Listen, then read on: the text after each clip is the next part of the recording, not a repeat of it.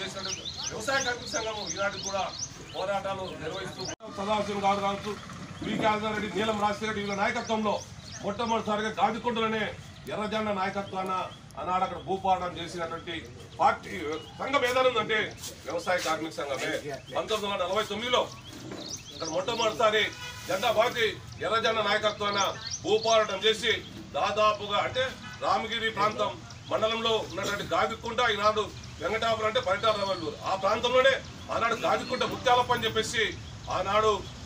గాదికుంట ముత్యాలప్ప గారి నాయకత్వాన పెద్ద పోరాటం నిర్వహించారు. వాటి నుంచి కూడా అన్ని ప్రాంతాల్లో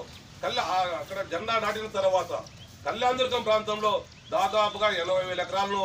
ఎర్రజెండా నాయకత్వాన వ్యవసాయ కార్మిక సంఘం నాయకత్వాన భూమి లేని వారికి భూములు ఇవ్వాలని చెప్పి, శివాజీ భూములు, బంజరు భూములు ఇవ్వాలని చెప్పి పోరాటం చేసినటువంటి వ్యవసాయ కార్మిక సంఘం. అదేవిధంగా అనంతపురం ప్రాంతంలో పూలకొండ కావచ్చు, అదేవిధంగా ఇది సింగనమాల మండలంలో కూడా కొన్ని గ్రామాల్లో భూపోరాటాలు నిర్వహించారు. పాండుప్తి రెడ్లకు వ్యతిరేకంగా భూములు పంపించేసినట్టు దుర్గిల రెడ్లకు వ్యతిరేకంగా ఈనాడు ఆర్థిక మంత్రిగా ఉన్నటువంటి పయ్యావులో కేశవ్